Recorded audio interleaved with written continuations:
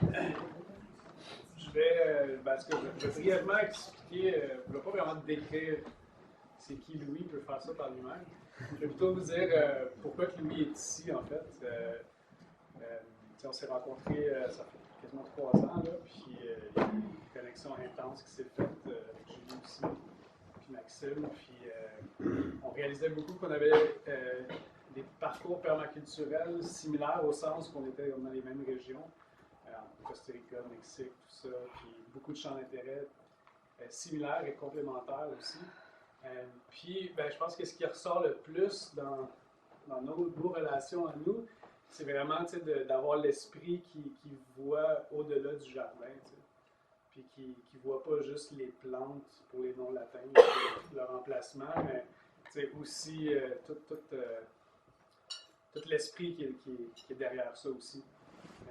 Puis qui est des fois pas abordé dans des sujets un petit peu rationnels, puis que je trouve qui est vraiment important, parce que ça prend un équilibre là-dedans. Puis ce que je trouvais avec Louis, c'est qu'on avait cet équilibre-là. On sentait que oui, il connaît les noms latins aussi. puis on arrive à créer vraiment quelque chose qui est en lien avec nous. Fait que le fait de l'inviter au cercle aujourd'hui, c'est ça. Louis, il jardine l'abondance chez eux. Et ça, depuis longtemps en plus. Pas juste chez eux, mais ailleurs. Donc, la cohésion, en fait, puis la relation qui peut se créer aujourd'hui est vraiment alignée avec le sujet. Donc, je ne veux pas vous tendre trop long. Mais c'est assez. Je suis honoré de cette présentation. Moi, je suis honoré de ta présence. Question, pour la région. Oui. C'est dans quelle région? Bellechasse. Okay. Je vais tout vous dire ça. Là. Moi, j'ai un parcours assez différent de la plupart des Québécois. Moi et ma douce Julie, on a voyagé beaucoup pendant de nombreuses années en Westphalia, en autobus. Puis on s'est toujours impliqué dans toutes sortes de projets, si on peut dire, alternatifs. Jusqu'à un jour où on s'est retrouvé sur une ferme au Costa Rica, puis il y avait besoin de notre aide. Donc, on a fait un design de permaculture sur cette ferme pendant 8 mois, 9 mois environ. Et puis, ça nous a comme donné un peu la soif, la passion pour cet art. J'appelle ça un art, la permaculture, parce que c'est bien souvent mécompris avec beaucoup de théories, de techniques, de machinerie, de pépines, de style. Mais la permaculture, c'est un art. Il n'y a rien de ce qu'on lit dans les livres qui doit s'appliquer à notre jardin. C'est toute une réflexion de nous-mêmes qu'on fait dans notre jardin. Fait qu'avec le temps, c'est un peu ça que j'ai réussi à développer. J'ai réussi à arriver chez les gens puis leur offrir des designs ou des constructions écologiques qui fitaient avec leurs valeurs, qui fitaient avec leur budget, et puis que par après, l'empreinte écologique était tellement minime que tout le monde en est heureux, même la terre, la nature. Fait que ça, c'est tellement valorisant que ça nous a poussé à continuer à voyager. Puis ici et là, enseigner comme ça sur le tas, puis de juste partager l'information, quoi. Et puis, là, environ 3 ans, c'est ça, 3 ans et demi, on s'est retrouvés au Québec. Mais là, pour de bon, comme des vrais sédentaires, pour y rester, là, tu sais, avec les biens matériels, l'automobile et tout, là. Fait que c'était quand même, je dois être honnête avec vous, c'était une transition plutôt difficile. On arrivait de la côte ouest américaine, zone 7, où les figuiers poussent allègrement en plein hiver. Là, on arrivait le mois de novembre, la saison de dormance, hein, la saison où on se prépare tout à s'encabaner, on se prépare nos petites tisanes.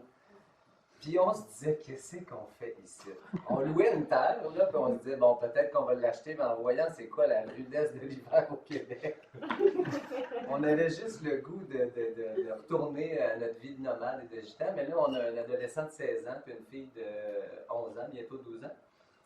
Fait que, pour leur donner un peu de stabilité, des amis à l'école, puis tout, on s'est dit, bon, c'est un compromis qu'on va faire, c'est pas grand-chose, là, quelques années de notre vie pour qu'ils soient à l'école. Le printemps arrive, l'été arrive, on regarde la beauté du terrain sur lequel on vit. Il y a de l'eau, des sources partout, il y a de la nature abondante, orignaux, lièvres, renards, je veux dire, je pourrais énumérer, mais on était juste un peu touchés par ce souvenir de c'était quoi la belle nature du Québec. Fait qu'on s'est dit, let's give it a try. On a acheté notre terre. Gros move, ça. Gros move pour des nomades de dire on se met à quelque part puis on va la jardiner cette terre-là. Moi, j'avais fait des petits trous pour tester le sol avant un peu de m'engager dans l'achat de la terre, mais c'était moins qu'optimal. Soit de la terre compacte, très rocailleuse. On est dans les Hautes-Appalaches, hein, donc c'est beaucoup de vieilles montagnes érodées. Et puis un autre facteur qui aide pas beaucoup de bien des jardiniers, c'est beaucoup d'eau. Tellement de sources que tu creuses, puis l'eau, elle se ramasse dans le trou. Là. Ça fait des nappes phréatiques partout. Donc, c'est des gros défis. Moi, personnellement, si j'aurais à choisir entre une terre sec puis bien drainée, sablonneuse, j'irais pour ça à 100% maintenant. Fait que ceux qui sont découragés par le manque d'eau sur leur terre, je vous reviendrai là-dessus tout à l'heure. Mais tous les défis que ça a apporté, ça m'a tellement donné des apprentissages encore plus profonds sur ce qu'est la permaculture, puis le design et le développement. Parce que je peux dire que je l'ai un peu tout cuit dans le bec. Tu sais, au Costa Rica, tu lances un morceau de canne à sucre, puis 6 mois plus tard, il y a une cale de canne à sucre. Mange une papaye, tire les graines là, il y a 12 papayers qui poussent, choisis le plus fort, la papaye est là. C'est un peu facile. C'est difficile pour d'autres aspects, là, mais là, je me suis rendu compte, non, les défis, le froid, la planification. Puis je me suis rendu compte que le jardinier québécois, il travaille avec la foi à 100%. Ça devient un acte spirituel, jardiner. Parce que, écoute, de sortir là au printemps par temps froid, on ne sait pas s'il va neiger au mois de mai, on ne sait pas la température qu'il va faire. On a nos petits sachets de minuscules graines qui semblent être rien. On répand ça dans de la terre, je veux dire, au milieu de roches, de plantes indigènes. Hein, j'ai arrêté d'appeler ça des mauvaises herbes. Puis rappelez-moi, si je dis mauvaises herbes, là, il faut entendre plantes indigènes. Donc, c'est vraiment un acte de foi, puis la foi, c'est souvent lié à la spiritualité. Donc, on va parler de ça un petit peu. Comment est-ce que l'être humain est connecté à travers son jardin avec le cosmos? Parce que, voyez-vous, la Lune influence les marées, on sait ça, on sait tous que lors de la pleine Lune, on devient un petit peu plus excité ou difficile à tenir en place. Si ça fait ça sur les humains, les animaux, ça n'a pas le choix d'affecter les plantes.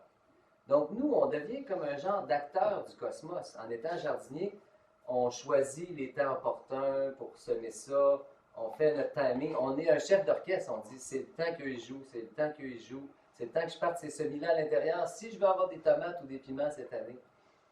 En bout de ligne, ça peut devenir un orchestre assez mélangeant, surtout quand on n'est pas habitué, on n'a pas les notions ou la théorie. Mais moi, je vais vous dire de quelque chose d'encore plus puissant qui bat toute la théorie. Le mieux dans tout ça, c'est de suivre votre instinct. Un peu comme la spiritualité, hein, ça ne se dicte pas. On ne peut pas lire un livre et dire « Ah oui, moi j'adhère à ça, c'est 100% moi, let's go, je vais me lancer là-dedans puis je vais me convertir à ça. » Je pense que c'est un move un petit peu précipité. Je pense qu'il faut tout voir que notre différence, notre façon d'approcher, notre niveau où ce qu'on est rendu par rapport à la communication avec les plantes, ou même à comprendre les écosystèmes, ou avoir marché dans la nature beaucoup, senti le sol, senti des champignons sauvages, ça nous amène tous à prendre des escaliers différents. Mais on se rend tous à la même finalité, autrement dit, c'est la connexion avec le cosmos. Parce qu'en étant un acteur conscient, on peut arriver à créer des miracles. Là, on va appeler ça, on parle de spiritualité, on va parler de miracles. Et puis que ça soit tellement beau et émouvant de regarder son jardin qu'on se dit « Ah, mais c'est tout venu de moi. » Ben non, c'est pas tout venu de moi. Oui, ma commande de graines, je l'ai payée avec mon temps. Oui, j'ai décidé quand ces graines-là étaient dans le sol. Mais la nature a tellement fait, a tellement donné de son chi, de son énergie, qu'en fait, c'était un partage avec nous pour nous donner des leçons d'enseignement. Puis c'est un peu ça qui était mon brutal arrivé au Québec, c'est que j'ai eu un paquet de leçons. Moi qui pensais qu'ils connaissaient un petit peu le jardinage, c'était une vraie leçon d'humilité quand tu regardes ton semis de carottes, pas être capable de lever parce qu'il y a eu de la neige au mois de mai, puis ça a tout gelé alors que les bébés carottes étaient ça de gros. Donc là, on apprend à travailler autour des défis. Ça nous trouve on découvre des façons créatives de réussir à faire des choses qu'on croyait impossibles. Ces façons créatives-là peuvent être partagées avec des amis. Hein. Ça commence à ressembler à une religion, tout ça. Là. On est en train de partager notre bonne nouvelle à nous, à des gens pour qu'ils l'essayent, puis ils voient donc comment c'est beau, puis c'est bien. Il ne faut juste pas tomber dans le dogme. Puis moi, je suis venu ici justement pour ça. Je veux je ne veux pas vous apporter aucune théorie radicale, stricte, qu'on lit dans un textbook. Je ne veux pas apporter de dogme parce qu'il n'y en a pas. Chez notre ami ici qui a une terre très sec, qui a un problème d'eau, mais qui manque d'eau. Non, c'est toi derrière qui vit sur la terre? Ah, c'est toi, excuse-moi. C'est ça. Bon, donc, ça, ce qui peut être un défi pour quelqu'un, peut être une joie pour quelqu'un d'autre. Donc, si on apprend à communiquer avec nos coéquipiers, même si on ne travaille pas sur les mêmes jardins, juste transmettre nos connaissances, transmettre ce qui n'a pas marché pour moi, le moment de l'année ou quand le faire, on arrive à former une genre d'équipe de jardiniers qui travaillent chacun dans leur coin, mais qui s'inspirent, qui s'élèvent ensemble. Puis ça, là, ça vaut bien plus que Google puis YouTube.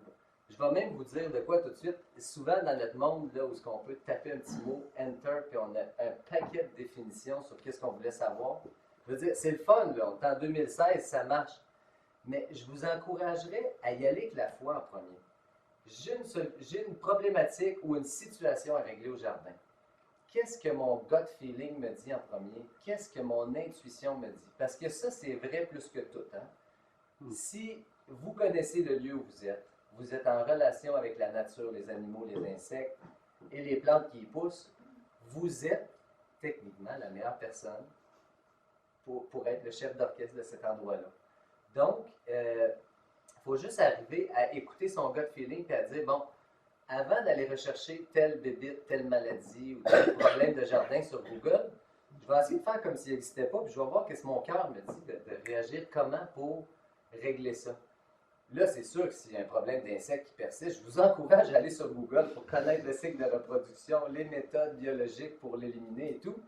Mais avant tout, si on se fie à notre instinct, la plupart du temps, là, la première réponse qui nous vient en tête, pas le chuchotement mental là, qui se répond, là, puis que tu viens à 10 solutions au bout de ligne, mais la première affaire qui vient, c'est souvent la bonne réponse. Puis je peux vous le dire avec certitude, j'en ai fait des erreurs coûteuses en temps et en argent pour me rendre compte qu'en bout de ligne, hey, ben, mon intuition était pas pire au début.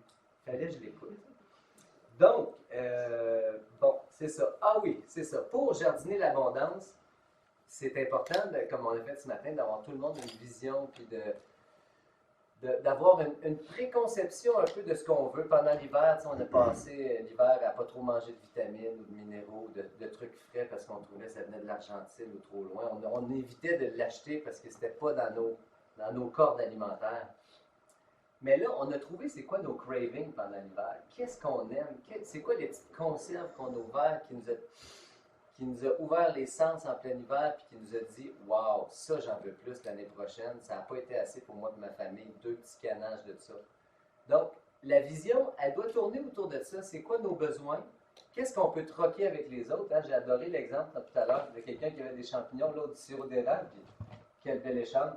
En plus, la production de sirop d'érable demande de couper du bois d'érable qui sert à inoculer shiitake, lion's mane et plusieurs autres variétés qui aiment l'érable. Donc, une encore plus grande collaboration, si on pourrait dire. Mais ça, c'est des petits exemples qui nous montrent que quand on veut mettre en œuvre une vision, c'est bon qu'on dise, bon, je vais prendre ça large, ok, je vais faire tel légume, mais on peut regarder autour de nous aussi, c'est qui mon coéquipier, mon partner ou ma partner qui va faire pousser de quoi que j'ai pas la bonne terre pour, ou de quoi que j'ai pas du succès avec. Donc, se créer la vision de son jardin en pensant aux trocs, aux échanges et aux multiples facettes que ça pourrait avoir avec la communauté. Puis nos amis ici, Julien et Conrad, sont en train de créer littéralement une plateforme vivante où ce que beaucoup de ces gens-là, permaculteurs, jardiniers, artisans, vont pouvoir échanger idées, informations, produits du terroir, parce que je pense qu'on peut tout arriver avec un produit du terroir unique si on se concentre sur une culture qui va bien chez nous, une recette de notre grand-mère, de notre mère, whatever, on peut faire fureur. Même passer à la télé, là. Ça peut aller jusque-là. Ah oui? Non, c'est vrai. Moi, c'est pas mon but. Techniquement, c'est bien in au Québec, là. C'est bien à la mode, les produits du terroir. Le bio, écoutez, je pense que ça va être obligatoire, bio, bientôt de manger bio, là. Je veux dire, tout ce qui va être bon pour la planète, ça va être de plus en plus en vogue. Fait que si on est des acteurs de ça, on n'a pas le choix d'être juste dans une belle vague, un beau lancement. Hein? Donc, OK, c'est ça. Quand on s'y met à jardiner l'abondance, quand on entre dans notre jardin, est-ce qu'on a le goût de suivre notre petit plan défini là, qu'on a fait tout l'hiver, qui est à l'échelle, puis qu'on a dit c'est là qu'il y allait tel arbre à fruits, telle affaire là? Ou bien si on arrive le printemps et on trouve un cap de roche là, qui n'est pas déplaçable, à part si on fait venir une pépine et on détruit tout le terrain, mais est-ce qu'on va faire du travail machinal répétitif pour dérocher un endroit qui était sur notre plan qu'on veut des carottes là? Ou on va plutôt dire, hey, mais écoute, planter de la vigne ou de la lavande sur de la roche, c'est une bien meilleure idée. On change le plan. Donc, la flexibilité mentale, elle vient là. Quand on fait une découverte dans le sol, on se rend compte que c'est pas du tout idéal, mon plan, ça marche pas. Il faut avoir l'humilité et la flexibilité mentale, que j'appelle ça, je sais pas si c'est bien dit, mais de juste pouvoir dire, hey, regarde, c'est cette plante-là qui va être là. Il fait 10 degrés de plus chaud, là. Et puis, on n'a même pas besoin de leur dessiner, on passe à l'action la journée même. Souvent, dans le jardin, on va sentir ça aussi. Telle plante, ça fait 2 ans qu'elle est là, puis elle n'a pas de l'air à progresser, elle ne croît pas. Donc, le printemps, c'est un bon moment pour dire, ah, toi, je sais, là, ça fait 2 ans que je te vois, tu n'es pas à ta place, on te bouge là. Tu vas être mieux là. Les plantes sont encore en semi-dormance présentement, donc toute l'énergie des racines, on peut faire des transplants à racines nues, on peut tailler des racines, on peut diviser en 4 des mottes de vivaces. Donc, c'est un très bon temps aussi pour observer la nature. On peut voir les systèmes racinaires, qu'est-ce qui s'est passé l'hiver, qui sont les premiers à repartir leurs racines ou à vouloir lancer du feuillage. C'est un excellent moment pour l'observation, pour justement dire, ah, je vais lancer mon énergie là à la place. Je vois que c'est plus facile dans cette direction-là. C'est un peu ça la permaculture. On ne veut pas se donner du trouble de déplacer de la matière organique 400 pieds par là sur le terrain, puis de faire des runs de brouette à journée longue, faire du travail machinal répétitif, ça peut devenir très, très boring.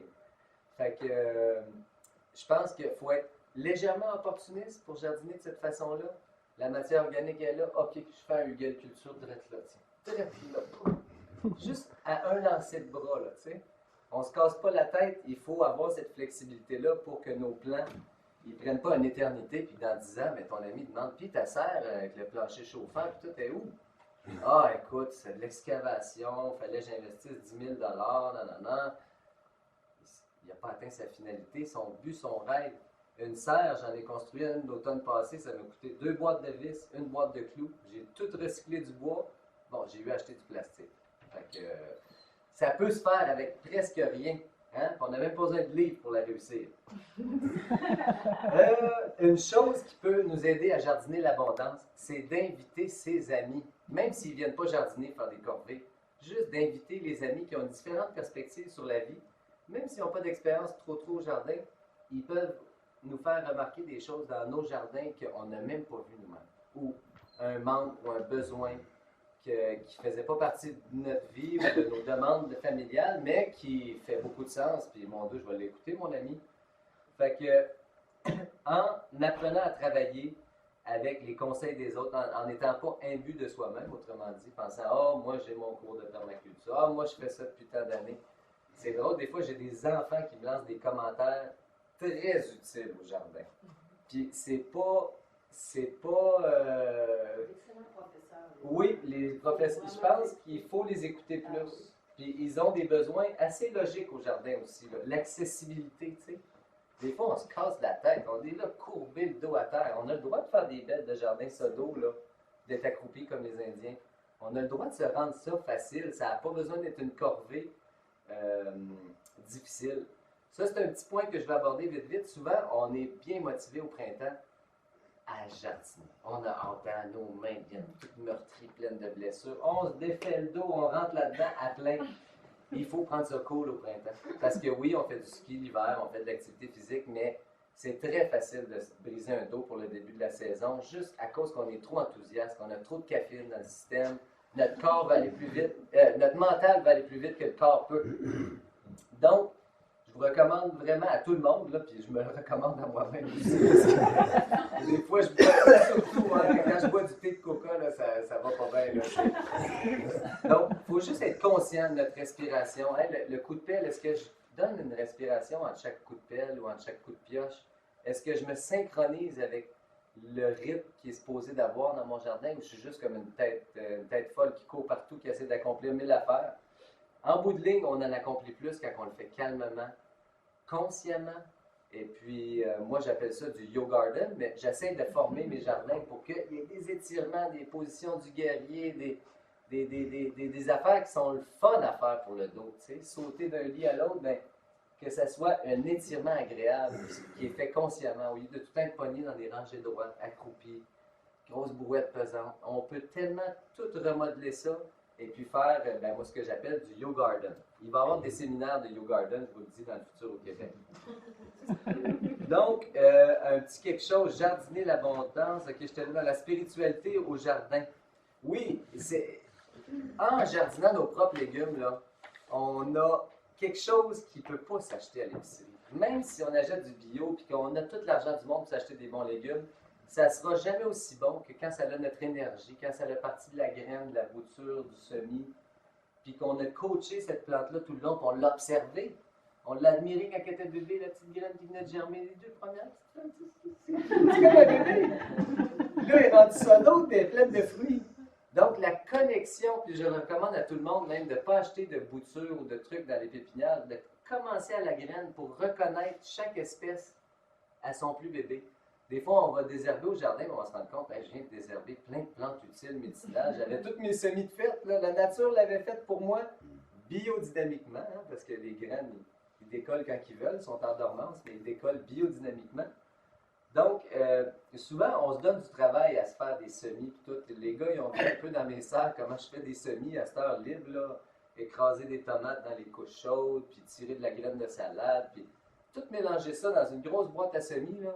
Puis les choses germent en leur temps. Les premières salades à arugula, les trucs qui aiment le froid. Ensuite, bourrache, calendule. Là, les tomates commencent à germer.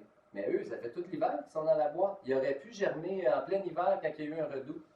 Ils attendent ce moment-là parce qu'ils ont une intelligence absolue.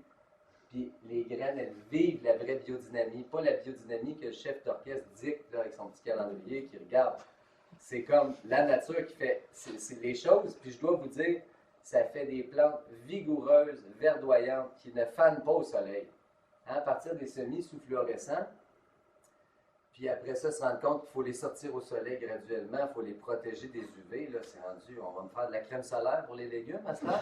Non, on les porte dehors, on les habitue à la lumière du soleil dès le début. Puis même si on a 2 semaines de retard sur notre ami qui lui a parti ses semis au mois de mars, c'est pas grave parce que nos plantes vont avoir le temps de rattraper ça sans problème. Petit conseil comme ça que je lançais vite vite. J'avais encore 3-4 points sur la spiritualité au jardin. Utilisez votre foi, premièrement, mais d'autres choses comme votre instinct, ça j'en ai parlé, la persévérance, la confiance et la patience. Des fois, ça m'est souvent arrivé de mettre des graines au sol, puis que, voyons, ça fait 3 semaines, ça n'a pas germé encore, découragé, je refais un autre semis, seulement pour me rendre compte que 2 jours plus tard, la graine elle avait besoin de 2 jours de plus. Là. Il sortait tout. J'avais juste besoin de confiance, de persévérance. Que la nature fait les choses en son temps. Puis en fait, c'était une bonne chose parce que c'était un printemps froid. Il ne voulait pas germer trop tôt, ces graines-là. Donc, lorsqu'on a cette belle communion holistique avec la nature, ça restaure notre âme, je pourrais dire, le plus profond de notre être. Ça vient guérir des vieilles séquelles, des moments de notre vie qui n'étaient pas clairs. Là, de voir la nature dans son état le plus simple et le plus beau, ça apporte une guérison intérieure. Je pense même que ça nous remplit d'une genre de lumière qu'on peut appeler peut-être la chlorophylle liquide, là, mais ça nous remplit d'une lumière parce que le soleil, tu sais, il donne sa lumière aux plantes. Les plantes communient avec nous par la nutrition ou par la médecine. C'est quand même une relation assez poussée, là. C'est digne des plus grandes spiritualités. Donc, lorsqu'on devient un jardinier spirituel, on devient aussi un guerrier des valeurs de l'écologie. On ne peut pas faire autrement que de partager nos connaissances en hugelculture, en permaculture, en recyclage de carton, en compost. Apprendre aux gens comment faire du compost. Le compost, c'est l'avenir de nos jardins, de nos générations. Donc, on devient vraiment sur un chemin de guerrier où nos décisions sont prises de respecter la terre et de la faire fructifier. Puis on se met juste à partager cette maladie contagieuse là, avec les autres. C'est absolument merveilleux. Donc, il faut se voir comme ça des guerriers parce que ça prend un monde. On est dans un monde fou qui a tendance à chanceler sur les valeurs. Ça, c'est des vraies valeurs durables qui apportent le bien au peuple, tu sais, et à la terre. Dans la confiance ultime de la nature, je voulais juste vous parler de quelque chose, puis on pourra en revenir tout à l'heure sur une capsule, mais les gars ont vu comment que j'essayais d'élever des semences rustiques, et puis que j'essayais de prendre des variétés de tomates, et puis de les exposer à un froid extrême, là, qui pourrait presque les tuer, même brûler le bout de leurs feuilles. Tu sais, ça va contre la logique des jardiniers, là. Mais des exposer, un peu comme un parent ferait. Si on donne tout cuit dans le bec à un enfant, puis on lui donne la vie facile, puis on lui garde de matériel, puis le gros confort, 22 degrés dans la maison tout le temps, tu mets cet enfant-là dehors au printemps, là, fragile, fragile. Hein? Il sort de l'intérieur de la petite bulle parfaite créée par ses parents. C'est un peu la même chose avec les plantes. Il ne faut pas être le parent surprotecteur qui donne tout trop facilement. La plante, elle a besoin de croître, de faire son système racinaire, d'aller chercher ses nutriments, de combattre un petit 2 degrés une fois de temps en temps. Là, avec le temps, quand on reprend ces semences-là et on les sème l'année d'après, oh, on a gagné une coche, là. Puis l'autre année d'après, encore plus, puis encore plus. Puis lorsqu'on fait ça à répétition, on se rend compte qu'on a des cultivars très rustiques qui répondent à nous. T'sais, on peut leur parler aux plantes puis leur dire ça va être une nuit froide, là, préparez-vous. On dirait que tout d'un coup, leur feuillage remonte. En même pas 30 minutes, leur feuillage a remonté. On dirait qu'ils se sont mis toutes droites et fortes, prêtes à voir la nuit qui s'en vient. Fait que c'est une petite parenthèse sur les semences rustiques, mais je vous encourage tout à faire ça. Je vous encourage tout le monde à faire ça parce que, premièrement, la communion qu'on a à starter un bébé de la graine, à la connaître dans toutes ses facettes, ça nous donne une belle connaissance de la nature. Oui, tu avais une question? Oui, j'ai le goût de l'entendre. Ben oui, j'aimerais ça te la poser. Tu dis que les semences, quand tu les repasses, ça veut dire que c'est des semences qui ne sont pas hybrides. Non. Donc, c'est ça, tu achètes des semences, comment ça s'appelle? En anglais, open pollinated, Ouais, pollinisation ouverte. Oui, Ouais. d'accord, merci. Tu n'en as pas parlé, puis j'en avais entendu parler, puis je te remercie de confirmer. Hey, super! Ben, moi, c'est de quoi je veux partager avec tout le monde. Je me dis, écoute, on achète de Johnny Seed, Richter, des bonnes compagnies, ils vendent des graines bio. Ouais. Mais si vous saviez, derrière le commerce de ces graines-là, Johnny's, ils achètent une poche de 50 kg de graines de brocoli bio de la Chine. Puis ils la remettent en sachet et ils nous vendent ça 3 $. Je veux dire, il faut qu'on arrive à produire nos propres semences pour nous et nos communautés. Puis, mais est-ce que tu commences comme avec les semences du patrimoine au début, là? semences du patrimoine, je les ai déjà essayées. Non, je choisis, moi, je pourrais vous donner plus tard quelques bons sites, là. Mais je choisis des compagnies qui ont de l'éthique, de la valeur, puis que les gens qui travaillent là, tu sais, sont en amour avec les plantes. Donc, je vais essayer de clore un petit peu. S'il y a des questions importantes, ça va me faire plaisir de répondre, mais on va essayer de ne pas trop passer de temps pour respecter l'horaire. J'avais, c'est ça, entraîner les plantes à travailler avec notre climat. C'est pas toujours facile, le climat ici. Il faut leur donner le training qu'il faut. Puis je vous dis, ça se voit là. Il y a une grosse différence quand les plantes ils se mettent à travailler et à se reproduire avec notre énergie. Donc, pour réussir, ça prend des erreurs, des choses qu'on a faites un petit peu tout croche, qui n'a pas marché, pour en venir à une découverte, pour l'année d'après avoir du succès. Hein? Puis lorsqu'on a du succès, on le partage. Parce... C'est-tu se planter pour se cultiver? Hey, c'est bien dit, j'aime mieux ça. Je n'avais pas choisi les bons mots. Je vais réviser ça, mais c'est exactement ça. Il ne faut pas avoir peur de faire des gaffes. Il faut y aller à fond, Léon. On saute dans le bain, puis si on se plante, bien, ça sera juste une erreur qui va nous amener au succès pour faire une découverte, pour la partager avec notre communauté. On est tous gagnants, selon moi. Bravo! Wow! Innovation! Wow!